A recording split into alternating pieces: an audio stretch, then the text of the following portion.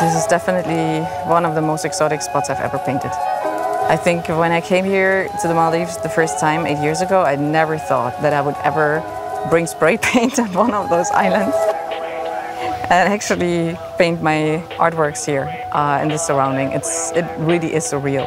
It is surreal.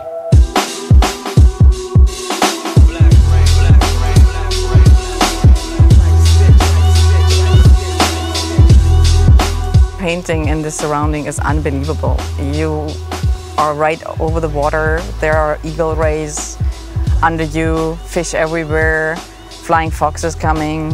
You have those amazing colors in the ocean. So you're standing on this ladder and you look around you and you're like, wow, this is surreal.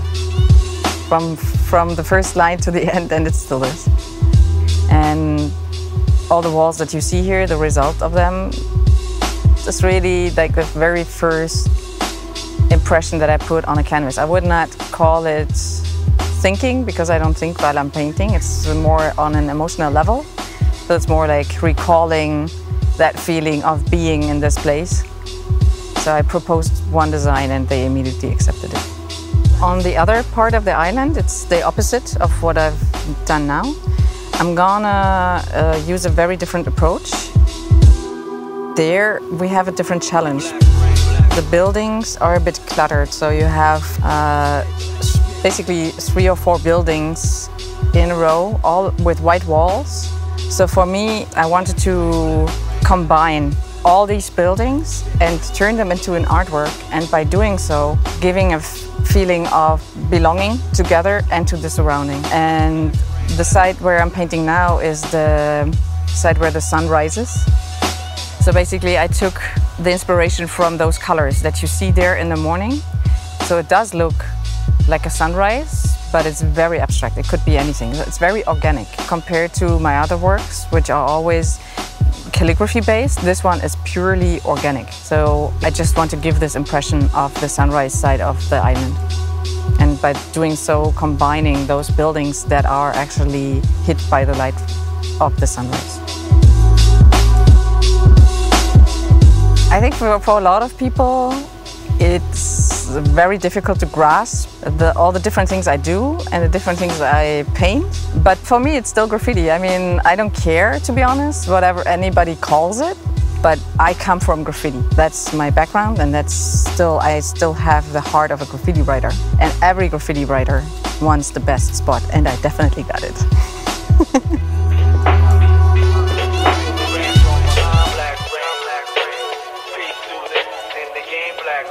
I'm painting for 22 years now, and I evolved. But just because I evolved to painting something more abstract doesn't mean that I still don't enjoy painting a graffiti piece. And in the past, I've gone through all of this. So when I started doing graffiti, it was all illegal. Nobody would ever think of giving me a spot. Then step by step, there were legal walls that you can paint, or you would go somewhere and ask for permission to paint. So I went through all this that everybody does.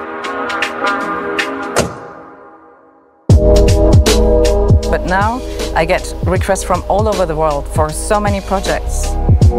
And I have so many requests that even if I'm not sleeping for the next 24 years, I will not be able to do all this. So basically, I'm in a very privileged position because it brings you to the most unbelievable places, and that you can progress in your personality, in your art, as a human being. It's a unique experience and a unique chance and opportunity you have. And to progress all the things I experience, I meet so many people and so many interesting people, so many different lifestyles, so many different locations, everything. It's a flood of impressions and you need to progress. And that's where the studio works come in, because then I spend 8 hours on my own in total silence. I try not to listen to anything. And then I put on canvas those experiences. And then again, I have the energy to go into another crazy project, which I never have done before, and where I just have to be open-minded and see what comes. And I'm just curious and wait for the next opportunity and see what it brings me. So it's like, I need both. I need the energy of traveling and painting outside to be able to put this energy back on a canvas and at the same time progress.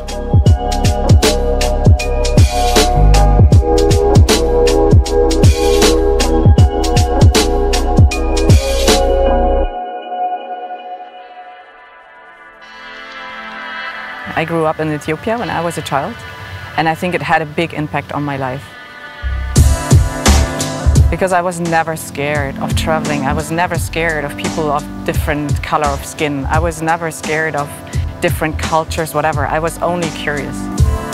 I was never homesick. I was always travel sick. I always wanted to go places and experience life. And I think that's amazing and a base for everything that comes.